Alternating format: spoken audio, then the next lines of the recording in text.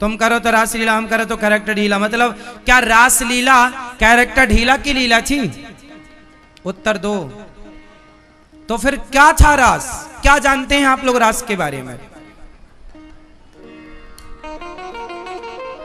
आप लोग कुछ नहीं जानते, इसलिए बॉलीवुड वालों ने तुम्हें उल्लू बना रखा है, बेवकूफ बना रखा है। वो भगवान श्री कृष्ण पर आरोप लगा रहे हैं कि तुम करो तो रासलीला, हम करो तो कैरेक्टर ढीला। मतलब रासलीला को कैरेक्टर ढीला से जोड़ा। ये कृष्ण का अपमान है या नहीं? क्यों अपमान किया उन्होंने? क्योंकि आपको रास का मतलब पता ही नहीं, ना तो कभी जानने की कोशिश की, ना तो इस गहराई पर कभी उतरने की कोशिश की। रासलीला क्या है? कृष्ण रास रचाते हैं, तो क्या कृष्ण कोई भोगी विलासी थे क्या, जो गोपियों के संग भोग विलास की लीला कर रहे हैं? यदि ये भोग विलास की लीला नहीं थी तो ये बॉलीवुड वाले क्यों बोल रहे हैं कैरेक्टर ढीला? क्यों बोल रहे हैं? क्यों नहीं तुमने कभी रोका? क्यों नहीं कभी तुमने उंगली उठाई? क्योंकि आप लोग भगवान का पक्ष कभी लेते ही नहीं। आप लोगों ने उन बॉलीवुड वालों का पक्ष लिया और उन्हें सुपर डुपर स्टार बना दिया, और भगवान पर तुम हंसते रहे। कोई कहता ना तुम करो तो रासलीला, हम करें तो कैरेक्टर ढीला, तो आप लोग हंसते हैं। मतलब आप लोगों ने मजाक बना रखा है सेंटेंस का, भगवान की लीला का। भगवान का मजाक उड़ाते हैं आप लोग। भले वो मजाक में मजाक उड़ाते हो, भले वो आपके अज्ञानवश मजाक उड़ाते हो, पर आप मजाक उड़ा रहे हैं और उड़वा रहे हैं। ये है आपका कृष्ण से प्रेम, कि आप अपने ही भगवान का, जो कि कुछ नहीं जान रहे हैं लोग, रास का अर्थ नहीं समझ रहे हैं, लीला को नहीं समझ रहे हैं, गहराई को नहीं समझ रहे हैं। बस शास्त्रों को पढ़ना पड़ता है साहब, तब कुछ मिलता है। त्याग करना पड़ता है कृष्ण को जानने के लिए, गहराई में उतरना पड़ेगा। तुम्हें सब बॉलीवुड ही समझा देता तो समझा तो रहा है बॉलीवुड तुम्हें कि दाने दाने में केसर का दम, ये समझा रहा है। समझा तो रहा बॉलीवुड कि मुझे पीने का शौक नहीं, पीता हूं गम भुलाने को, ये समझा रहा बॉलीवुड। समझा तो रहा तुम्हारी बेटियों को कि इतने सारे कपड़े पहनने की क्या जरूरत है, जरा सा पहनोगी काम हो जाएगा। क्या जरूरत है सिले कपड़े पहनने की, फटे कपड़े पहनो। बॉलीवुड यही तो सिखा रहा है, और तुम्हारे बच्चे सीख रहे नहीं, सीख गए। बोलो, सीख रहे हैं या सीख गए? जोर से, जोर से। सीख गए। जो हम समझा रहे हैं वो ना सीख पाए तुम्हारे बच्चे, जो वो समझा रहे हैं वो सीख गए तुम्हारे बच्चे। जो गलत है वो सीख गए, जो सही है वो ना सीख पाए। रास का मतलब ना समझ पाए। आओ समझाते हैं रास का मतलब।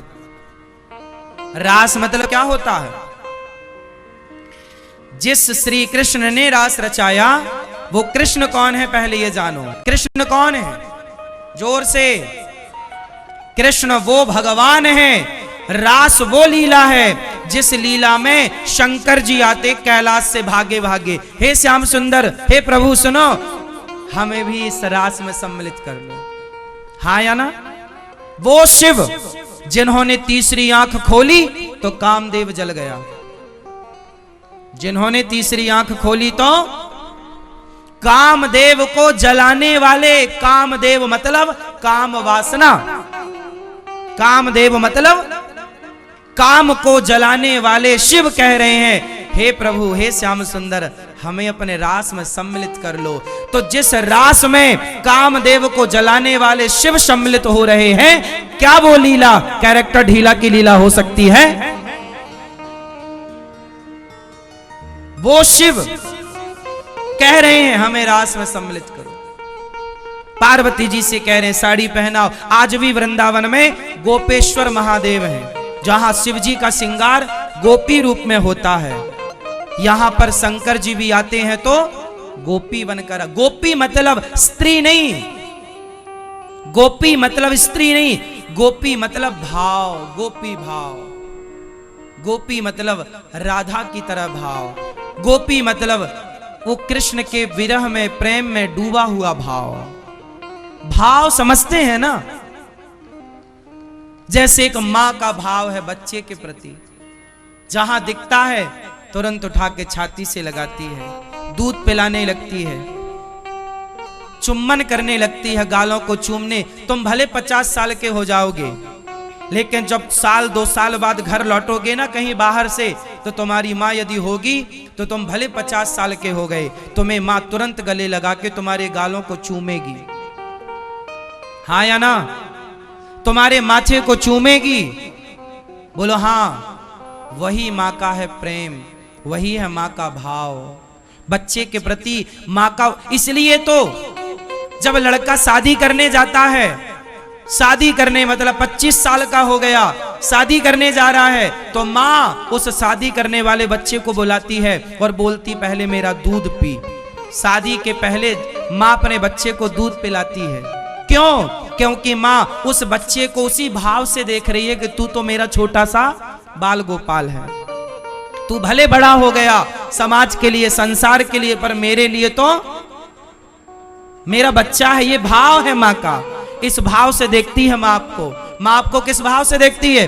तुम जमाने के लिए हो गए बड़े, तुम जमाने के लिए हो गए तुम राष्ट्रपति और प्रधानमंत्री, पर माँ के लिए तो बच्चे हो, हाँ या ना? माँ इस भाव से देखती है आपको। उसी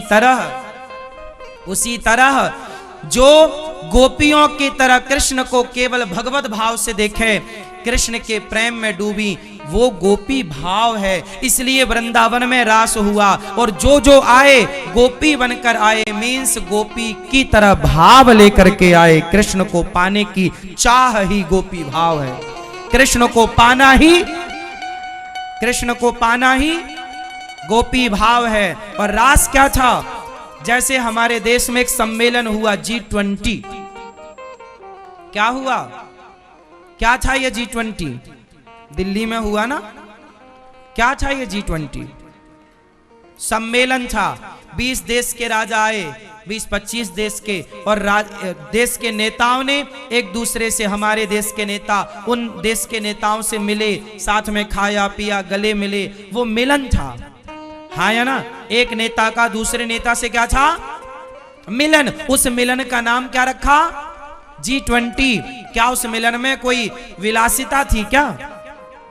उसी तरह जैसे नेताओं के मिलन को G20 कहते हैं, उसी तरह भक्त और भगवान का मिलन हुआ था। उस मिलन को रास नाम दिया गया था। रास मतलब मिलन था। किसका? भक्त और भगवान का। जैसे माँ और बेटे का मिलन होता है, माँ मिलती है बेटे से, ऐसे ही भक्त और भगवान का मिलन था। गोपियां कौन थी? सारे साधु संत त्रेता के, सतयुग के बड़े बड़े तपस्वी संतों को भगवान ने गोपी बनाया। जाओ तुम्हारे संग रास रचाएंगे, मीन्स तुमसे मिलेंगे। वेद की ऋचाएं गोपी बनकर आई और प्रभु ने सबके संग रास रचाया। ये कोई कैरेक्टर ढीला की लीला नहीं थी। कृष्ण कौन है? यत्र योगेश्वरः कृष्णो, योगियों के योगी कोई भोगी थोड़ी है कन्हैया, भगवान है। अब तुम जब रास लीला को कैरेक्टर ढीला से जब कोई ये सेंटेंस बोलता है, मुझे बहुत बुरा लगता है, आपको भी बुरा लगना चाहिए कि तुम हमारे भगवान की इस लीला को तुम कहां ले जा रहे हो। तुम्हारी नियत में खोट है तो तुम भगवान की लीला को घसीटोगे वहां। तुम नालायक हो तो तुम उस लीला को भी अपने तरह सम्मिलित करोगे। अरे भगवान की लीलाओं की एक मर्यादा रहने दो साहब। अपने तरह भगवान को मत बनाओ। क्यों जी? अपनी तरह बनाना चाहिए। भगवान तो भगवान है, भगवान में कोई दोष नहीं है। वो मिलन था गोपियों के साथ, भक्त और भगवान का मिलन था। उस मिलन में शंकर जी आए, नारद जी आए, ब्रह्मा जी आए, हनुमान जी आए, सब आए, पर क्या बनकर आए? गोपी बनकर आए। तो क्या इनके साथ कोई भोग विलास की लीला थी क्या? ये रास लीला है, मिलन की लीला है। जीवात्मा और परमात्मा का मिलन है। क्या है भाई बताओ? जीवात्मा और मिलन को क्या बोलते हैं?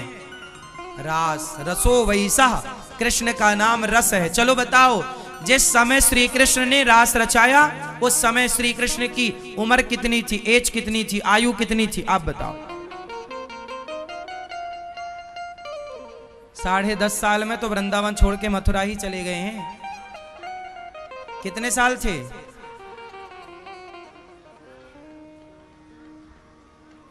7 साल कंप्लीट, 8वीं रनिंग। आप 8 साल कह दें कोई दिक्कत नहीं। श्री कृष्ण उस समय कितने साल के थे? अब देखो 8 साल का कोई भी लड़का पकड़ लो आप, कोई भी लड़का, भारत का, लंदन का, अमेरिका का, जापान का, साहब सुन रहे हो? 8 साल का कोई भी लड़का पकड़िए, 8 साल के बच्चे के अंदर क्या वासना होती है?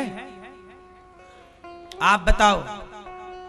तुम्हारे बच्चे भी तो 8 साल से गुजरे होंगे, तो क्या 8 साल में कोई वासना थी उन बच्चों? आज भी 8 साल के बच्चे बहुत हैं आपके घर परिवार में, तो क्या 8 साल के बच्चों के अंदर कोई वैसे वासना होती है? 8 साल के बच्चे तो ठीक से कपड़ा पहनना नहीं जानते जब तक मां ना पहनाए। क्यों जी? मां ना नहलाए तो अच्छे से नहाना नहीं जानते। क्यों जी? सही है गलत है? 8 साल के बच्चे को तो मां नहलाती है, बोलो हाँ। मां ही उसके सारे कपड़े बदलती है। 8 साल का बच्चा, बोलो हाँ। मतलब 8 साल का बच्चा बहुत बड़ा नहीं होता। तो इस दृष्टि से भी कृष्ण की लीला उस समय 8 साल के थे। उस 8 साल की उम्र में यदि कृष्ण थे तो भी काम वासना 8 साल के बच्चे को सताती ही नहीं है। तो वो इस हिसाब से भी उस लीला में कोई काम कैरेक्टर ढीला की कोई लीला थी ही नहीं। अब ये जो बॉलीवुड वालों ने कैरेक्टर ढीला जोड़ा है, ये केवल सनातन संस्कृति को नुकसान पहुंचाने के लिए भगवान पर प्रश्न चिन्ह लगा दिया मूर्खों ने। हाँ या ना? आप लोग तो देखो जी, सब लोग एक्सेप्ट कर लेते हैं, हम लोगों को थोड़ा पीड़ा होती है। आप लोग अलग विचारधारा से चलते हैं, हम लोग अलग विचारधारा से चलते हैं। भगवान देखो, भगवान से हम हैं, भगवान से हम सब हैं। इसलिए भगवान को ना भगवान की तरह हम रखें, मर्यादा में। भगवान के साथ कोई खिलवाड़ ना हो। भगवान के साथ खिलवाड़ होना चाहिए?